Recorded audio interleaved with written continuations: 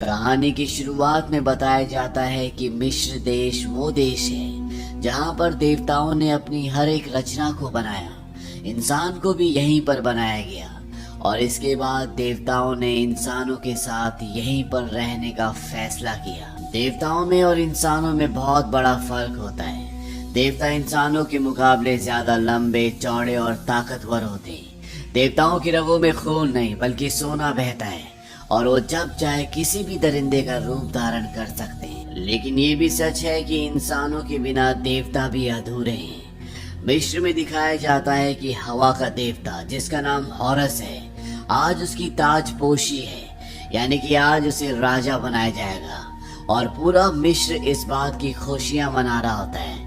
सब के सब उसकी ताजपोशी देखने के लिए आते हैं और जब हॉरस के पिता उसके सिर पर मिस्र का ताज रखने ही वाले होते हैं, तभी यहाँ पर एक और देवता आता है।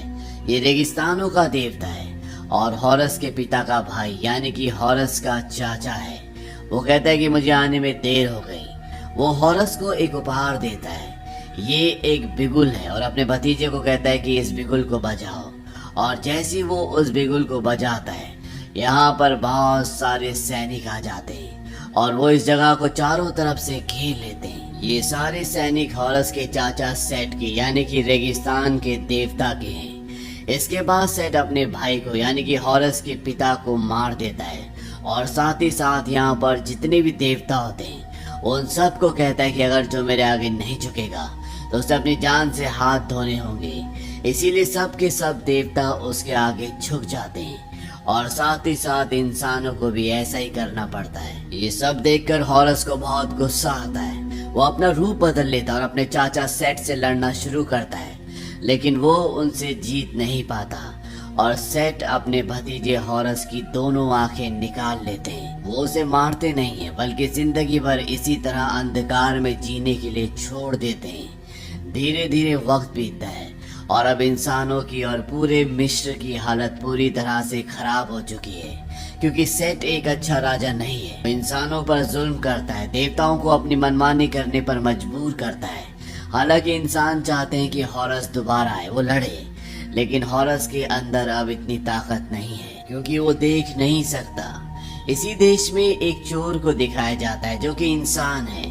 ये बहुत ही शातिर चोर होता है। इसका नाम होता है बक और इसकी जो महबूबा होती है जिसका नाम जाया है, वो रेगिस्तानों के देवता सेट के एक मुलाजिम, जो कि यहाँ पर आर्किटेक्ट है, जो यहाँ पर मिस्र के बड़े बड़े पिरामिड्स के और खुफिया महलों के नक्शे बनाता है, उसकी गुलाम होती है। और जब बक उससे मिलने जाता है तो वो उसे कहती है कि हमें सेट की गुलामी से, उसके जुल्मों से सिर्फ और सिर्फ हॉरस ही बचा सकता है, लेकिन हमें उसकी आंखें उसे वापस दिलानी होंगी। और इसके बाद वो बक को दिखाती है कि आज सेट के लोग लूट का खजाना लेकर आए, यानी कि आज वो खजाने वाली जगह खुली रहेगी और वहीं पर हॉरस की आंख भी है। इसके बाद वो उसे बहुत सारे नक्शे दिखाती है ताकि उसे अंदर जाने के सही सही रास्ते पता चल जाएं, क्योंकि ये जानते हैं कि रेगिस्तानों का देवता सेट हॉरस की आंख किसी भी आसान जगह पर नहीं रखेगा। वहाँ पर चारों तरफ मौत होगी। और अब बक किसी तरह से खजाने की ट्रॉली में बैठ जाता है और जब खजाने को अंदर डाला जाता है तो बक भी उसके साथ अंदर चला जाता है। यहाँ पर हर एक रास्ता पहेली की तरह है। ये एक भूल भुलैया है। किसी भी कदम पर आपको मौत मिल सकती है। यहाँ पर लोहे के बड़े बड़े योद्धा होते हैं जो कई बार बक के ऊपर हमला भी करते हैं, लेकिन बक किसी तरह से हॉरस की आंख तक पहुँच जाता है। लेकिन यहाँ पर एक ही आंख होती है और बक उस आंख को हासिल कर लेता है। और जब वो आंख लेकर जाया के पास जाता है तो जाया जिसकी गुलाम होती है, जिसने सभी नक्शे बनाए, वो और उसके आदमी चारों तरफ से इन दोनों को घेर लेते हैं, क्योंकि उन्हें पता चल गया होता है कि इन्होंने खजाने के नक्शे को चुराया है। और वो बक से कहता है कि तुमने राजा के, यानी कि हमारे देवता के खजाने से क्या चुराया है। बक उसे एक बेशकीमती जेवर दिखाता है और कहता है कि मैं ये चुराने के लिए गया था। वो आदमी उस जेवर को ले लेता है और अपने आदमियों से कहता है कि इन दोनों को भेड़ियों को खिला दो। लेकिन इससे पहले कि वो ऐसा करते, बक हॉरस की आंख निकालता है और इस आंख में इतनी रोशनी होती है कि उन सब की आंखें चुंधिया जाती है और बक अपनी महबूबा को लेकर यहाँ से निकल जाता है। लेकिन इससे पहले कि वो इनकी आंखों से ओझल हो पाते, वो आर्किटेक्ट पीछे से एक तीर चलाता है जो तीर सीधा जाया के सीने पर लगता है। वो बुरी तरह से जख्मी हो जाती है और बक उसे लेकर उस मंदिर तक पहुंच जाता है जिसके अंदर हॉरस रहता है। वो हॉरस के पास जाता है और उसे कहता है कि मेरे पास तुम्हारी एक बेशकीमती चीज है, तुम्हारी एक आंख। हॉरस कहता है कि मुझे मेरी आंख वापस दे दो।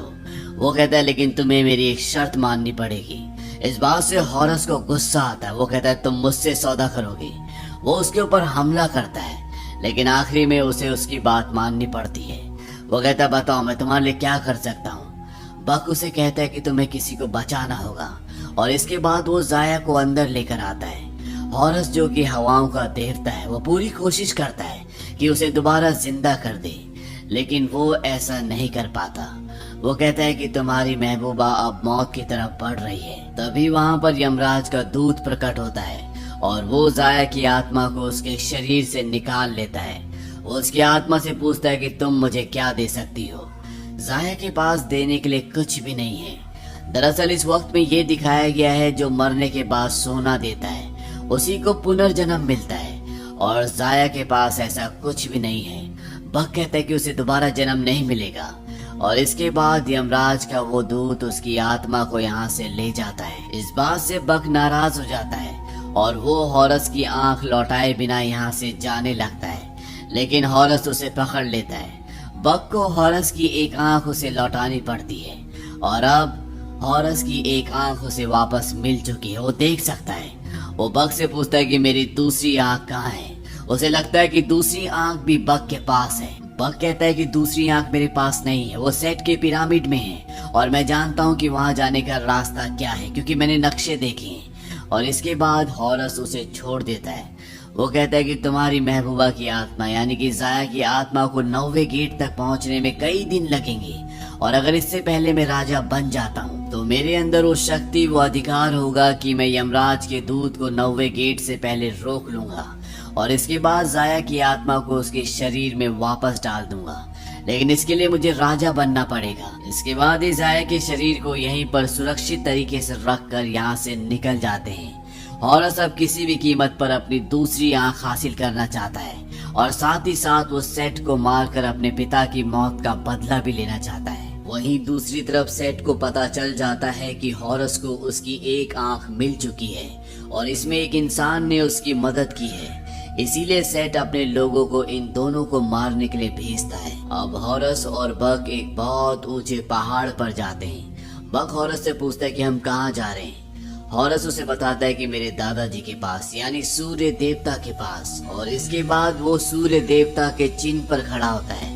वो अपने दादाजी की आराधना करता है और तभी उसका रूप बदल जाता है यानी कि उसके पंख आ जाते हैं। दरअसल सेट ने जब से हॉरस की दोनों आंखें निकाली वो अपना रूप नहीं बदल सकता, उसकी शक्तियां खत्म हो गई है, इसीलिए उसे पहाड़ चढ़ कर आना पड़ता है। और अब हॉरस अपने साथ बक को उड़ाकर आसमान और धरती के बीच में एक दूसरी दुनिया है जहाँ पर उसके दादाजी रहते हैं जो सूर्य देवता है, वहाँ पहुँच जाता है। ये वो जगह है जहाँ पर इस सृष्टि की हर एक छोटी से बड़ी रचना को बनाया गया है। हॉरस अपने दादाजी से कहता है कि मुझे आपकी मदद चाहिए। सूर्य देवता यानी कि उसके दादाजी कहते हैं तुम्हारे कहने का मतलब ये है कि मुझे अपने सारे काम छोड़कर तुम्हारे हुक्म की तामील करनी होगी। और तभी वो एक विराट रूप में आते हैं और यहीं पर अंधेरे की दुनिया का एक बहुत बड़ा साया जिसका नाम एपोपिस होता है वो उस पर हमला करते हैं और उसे इस जगह से भगा देते हैं। दरअसल अंधेरे की दुनिया का ये शैतान पूरी दुनिया को निगल जाना चाहता है। हॉरस के दादा हॉरस को कहते हैं कि तुमने देख लिया ना, मेरे पास और भी बहुत सारे काम हैं। अगर मैं अपने बच्चों पर ध्यान दूंगा तो मैं दुनिया को नहीं संभाल पाऊंगा। हॉरस कहता है कि मेरे पिता को अंधेरे की दुनिया के इस शैतान एपोपिस ने नहीं मारा बल्कि तुम्हारे दूसरे बेटे सेट ने मारा है। उसके दादा कहते हैं कि इस दुनिया का हर एक इंसान, मेरे दोनों बेटे सब मेरे लिए बराबर है। इस दुनिया की अनिश्चितता मेरी मर्जी थी, यानी कि इस दुनिया में कब क्या होगा ये किसी को नहीं पता। उन्होंने इस दुनिया को ऐसे ही बनाया होता है। वो हॉरस से कहते हैं कि तुम्हें क्या चाहिए। वो कहता है मुझे पवित्र पानी चाहिए। उसके दादा कहते हैं कि तुम ले सकते हो। वो यहाँ से पवित्र पानी लेता है और बक को अपने साथ लेकर उड़कर वापस पृथ्वी पर आ जाता है। लेकिन जैसे वो पृथ्वी पर आता है उसकी शक्तियाँ खत्म हो जाती है, यानी कि अब वो रूप नहीं बदल सकता, वो उड़ नहीं सकता। बक पूछता है कि हम वहाँ क्यों गए थे। हॉरस उसे बताता है रचना के पानी के लिए। वो उसे वो पवित्र पानी रचना का पानी दिखाता है। यानी कि इस दुनिया का हर एक इंसान, हर एक जीव इसी पानी से बना है। वो कहता है कि अगर सेट की आग में हमने इसे डाल दिया तो उसकी शक्तियां कम हो जाएंगी, उसके बाद मैं उसे आराम से हरा सकता हूँ। अब इससे पहले कि ये यहाँ से आगे निकलते, सेट के दूत इन पर हमला कर देते हैं। हालांकि हॉरस उन सब को मार देता है, लेकिन एक दूत धोखे से पीछे से उस पर हमला करता है, जिससे वो झरने से नीचे गिर जाता है। बग भी उसके साथ कूद जाता है और इससे पहले कि ये झरने के नीचे जो चट्टानें होती है वहां से टकराते हैं, हॉरस अपना हथियार खोल लेता है और इस तरह से इन दोनों की जान बच जाती है। झरने से निकलने के बाद हॉरस कहता है कि अब सेट अपने खूंखार शिकारियों को भेजेगा, और होता भी ऐसे ही है। सेट अपनी 2 सर्प कन्याओं को, जो कि बहुत ही खूंखार होती है, इन दोनों को मारने के लिए भेज देता है और खुद वो लव ऑफ गॉडेस यानी कि प्यार की देवी के पास जाता है, जिसका नाम हैथोर होता है। हैथोर हॉरस से बहुत ज्यादा प्यार करती है। वो आत्माओं की दुनिया में भी जा चुकी है, क्योंकि कभी वो मुर्दों की सलाहकार हुआ करती थी, और सेट चाहता है कि वो उसे उस दुनिया में ले जाए, क्योंकि वो उस दुनिया को भी जीतना चाहता है, पूरी दुनिया पर कब्जा करना चाहता है। हैथोर उसे कहते कि वो करने की मत सोचो जिसे तुम कभी नहीं कर सकते। यहाँ पर हैथोर को ये भी पता चलता है कि हॉरस की आंखें वापस आ चुकी है और अब वो अपने पिता के मकबरे में नहीं है, जहाँ पर वो अपनी आंखें छिन जाने के बाद से था। वो सेट से पूछती कि उसकी आंखें वापस कैसे आई। वो उसकी इस बात का कोई जवाब नहीं देता, और अब उसे पता है कि सेट उसे नहीं छोड़ेगा, क्योंकि वो जानता है कि वो उसके पास वापस चली जाएगी। लेकिन इससे पहले कि सेट उसे पकड़ता, उसके हाथ में एक कड़ा होता है। वो उस कड़े को निकाल देती है, और जैसे वो उस कड़े को निकालती है और वो मुर्दों की दुनिया में चली जाती है, लेकिन इससे पहले कि वो मुर्दों की दुनिया में पूरी तरह से जाती, वो अपने हाथ के कड़े को दोबारा से पहन लेती है और मुर्दों की दुनिया से बाहर निकल जाती है, और इस तरह से वो सेट से बच जाती है। दरअसल जब तक उसके हाथ में ये कड़ा है, उसका कोई भी मुर्दा कुछ भी नहीं कर सकता। वहीं दूसरी तरफ ये दिखाया जाता है कि हॉरस और उसका साथी बक अब एक मंदिर पहुंच जाते हैं। हॉरस बक को बताता है कि कभी ये जगह बहुत सुंदर हुआ करती थी, ये मेरे पिता का पहला मंदिर है, लेकिन सेट ने इस पूरी जगह को पूरी तरह से तबाह कर दिया। तभी यहाँ पर इन दोनों के ऊपर वो सर्प कन्याएं, जिन्हें सेट ने इन दोनों को मारने के लिए भेजा है, वो इन दोनों पर हमला कर देती है। ये बहुत खतरनाक होती है और हॉरस के पास उसकी सारी शक्तियां भी नहीं है, लेकिन किसी तरह से वो इन दोनों से बचते हैं। अब यहाँ पर लव ऑफ गॉडेस भी आ जाती है और ये तीनों मिलकर इन दोनों सर्प कन्याओं को मार देते हैं। अब ये यहाँ से आगे जाते, ये किसी भी तरह से उस जगह तक पहुंचना चाहते हैं जहाँ पर सेट की आग है। ये जगह एक पिरामिड के अंदर है, लेकिन इसके अंदर जाने का रास्ता इतना आसान नहीं है, लेकिन बक ने नक्शा देखा होता है, इसीलिए वो इन्हें वहां तक ले जा सकता है। लेकिन गॉडेस ऑफ लव यानी कि हैथोर बोलती है कि अगर तुम उस जगह तक पहुंच भी गए तब भी तुम उसकी आग तक नहीं पहुंच पाओगे, क्योंकि वहां पर एक सिंह मानव है जो सेट की आग की रक्षा करता है, जो एक पहेली पूछता है, और अगर तुमने उसकी पहेली का सही जवाब नहीं दिया तो वो तुम्हें बड़ी बेरहमी से मार देगा। इस बारे में बक को कुछ भी नहीं पता होता। बक हॉरस से पूछता है तुम पहेली का जवाब तो दे सकते हो ना। हॉरस कहता है कि इसके लिए हम थॉथ से मिलेंगे, और ये तीनों के तीनों अब थॉथ के पास जाते हैं, जो कि विजडम ऑफ गॉड है, यानी कि बुद्धि का देवता है। वो किसी भी पहेली का जवाब दे सकता है। ये तीनों के तीनों उस जगह पहुंच जाते हैं जहां पर वो रहता है, लेकिन वो इनकी मदद करने से मना कर देता है। वो कहता है कि मेरे पास और भी बहुत सारे काम है। बक कहता है कोई बात नहीं, मैं जाऊंगा, मैं सिंह मानव की पहेली का जवाब दूंगा। बुद्धि के देवता कहते हैं कि तुम उसकी पहेली का सही जवाब कभी नहीं दे सकते, वो तुम्हें मार देगा। बक कहता है कि मैं मरने के लिए तैयार हूँ, लेकिन मरने से पहले मैं उसे जरूर कहूंगा कि मैं बुद्धि के देवता के पास गया था, पर वो मेरे साथ आने के लिए तैयार नहीं हुए, क्योंकि उन्हें डर था कि वो पहेली का सही जवाब नहीं दे पाएंगे। ये सुनने के बाद बुद्धि के देवता की ईगो को हर्ट होता है और वो इनके साथ चलने के लिए सिंह मानव की पहेली का जवाब देने के लिए राजी हो जाते हैं, और ये चारों के चारों उस तरफ निकल पड़ते हैं जहाँ पर सेट की आग है, जिसके अंदर रचना का पानी डालने से सेट की शक्तियाँ बहुत हद तक कम हो जाएंगी। अब यहाँ पर हैथोर को यानी कि गॉडेस ऑफ लव को जब ये पता चलता है कि हॉरस ने बक को ये कहा है कि वो उसकी प्रेमिका की आत्मा को वापस लाएगा और उसे इस दुनिया में जिंदा कर देगा, तो वो हॉरस को कहती है कि तुमने ऐसा क्यों कहा, जबकि तुम जानते हो कि तुम ऐसा नहीं कर सकते। और यहाँ पर ये पता चलता है कि हॉरस ने बक को झूठ कहा है। इस बात से लव ऑफ गॉडेस को बहुत दुख होता है। वो जानती है कि जब कोई किसी से प्यार करता है तो उसके दिल में दूसरे के लिए कैसी फीलिंग्स होती है। वो खुद भी हॉरस से बहुत प्यार करती है, क्योंकि हॉरस ही वो देवता है जिसने उसे मुर्दों की दुनिया से निजात दिलवाई थी, जिसने उसे वहाँ से आजाद करवाया था। अब गॉडेस ऑफ लव बक के पास जाती है और वो उसे दूसरी दुनिया में यानी कि आत्माओं की दुनिया में उसकी प्रेमिका जाया दिखाती है। बक यहाँ पर जाया से बात भी करता है, वो उसकी आवाज सुन सकता है और जाया भी उसकी आवाज सुन सकती है। बक उसे यकीन दिलाता है कि मैं तुम्हें वापस लेकर आऊंगा, क्योंकि मैं हॉरस की मदद कर रहा हूँ और हॉरस ने भी मुझे वादा किया है कि वो हम दोनों की मदद करेगा। और जाया को भी उसकी बात पर यकीन होता है, क्योंकि जाया खुद हॉरस पर बहुत विश्वास करती है। उसे लगता है कि वो एक बहुत अच्छा देवता है। अब ये चारों के चारों उस पिरामिड के सामने पहुंच जाते हैं जिसमें सेट की आग है, लेकिन ये बहुत ही खतरनाक होता है। यहाँ पर इन्हें कोई दरवाजा नहीं दिख रहा होता, लेकिन बक कहता है कि मुझे दरवाजा पता है। हालांकि उसे दरवाजे के बारे में नहीं पता होता, उसे बस इतना पता होता है कि अंदर एक बहुत बड़ा व्हील है जिसे घुमाने के बाद यहाँ पर दरवाजे खुल जाएंगे। फिर भी वो दो पत्थरों के बीच में कूद जाता है। उसकी जान जाते जाते बचती है और बहुत संघर्ष करने के बाद वो उस व्हील तक पहुंच जाता है। वो उस व्हील को घुमाता है और व्हील को घुमाने के साथ ही यहाँ पिरामिड में जितनी भी हलचल हो रही होती है वो सब की सब शांत हो जाती है और वो तीनों भी अब अंदर आ जाते हैं। पर इन्हें अभी सबसे बड़ी चुनौती का सामना करना है और वो है सिंह मानव। ये सिंह मानव के सामने पहुंच जाते हैं और वो इनसे पहले पूछता है, मैं नहीं था पर हमेशा रहूंगा। किसी ने मुझे नहीं देखा, ना ही कभी देख पाएगा। हर जिंदा और सांस लेने वाले को मुझ पर भरोसा है। कौन हूँ मैं? गॉड ऑफ विजडम यानी कि बुद्धि के देवता बड़ी आसानी से इसका जवाब देते हैं। वो कहते हैं कि तुम अनुशासन हो, लेकिन ये जवाब गलत होता है और सिंह मानव इन पर हमला कर देता है। इसके बाद वो एक और जवाब देते हैं।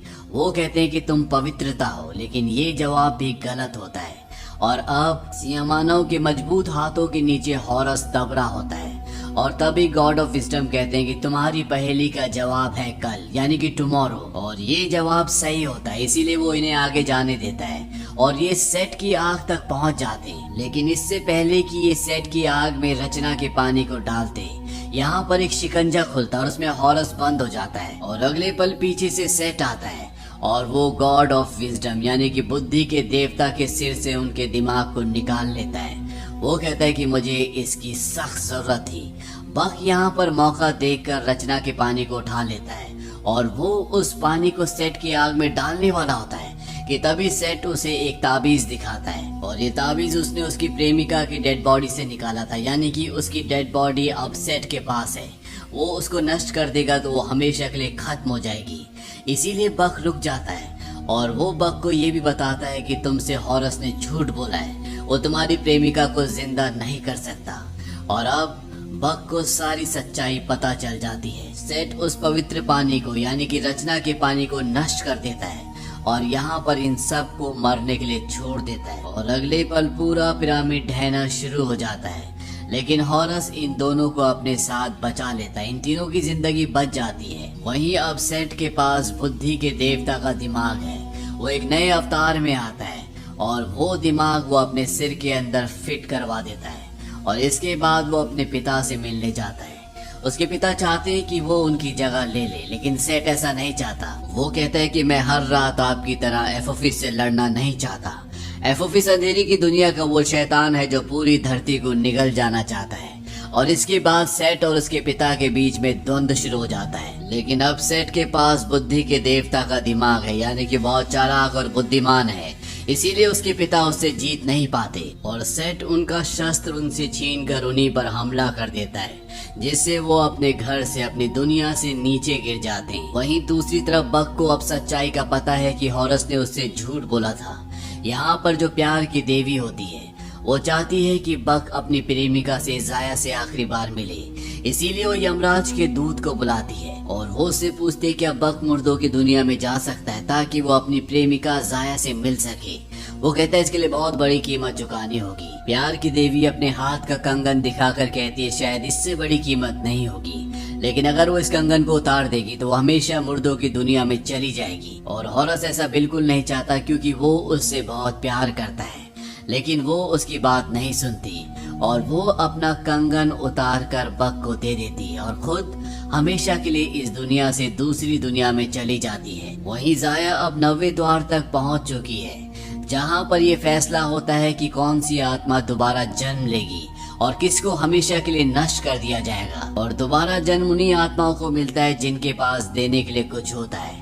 जाया के पास कुछ भी नहीं होता, लेकिन इससे पहले कि उसकी आत्मा को हमेशा के लिए नष्ट कर दिया जाता, यहाँ पर बक पहुंच जाता है और वो उसे वो कंगन दिखाता है जो उसके पास है। पर जाया उस कंगन को लेने से मना कर देती है। वो कहती है कि मैं तुम्हारे बिना कहीं नहीं जाऊंगी, हम जहाँ भी जाएंगे साथ जाएंगे।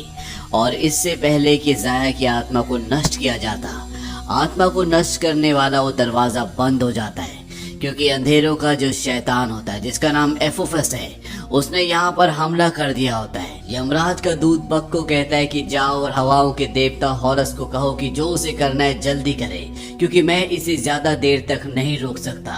और बक वापस इंसानों की दुनिया में धरती पर आ जाता है और वो हॉरस को सब कुछ बताता है।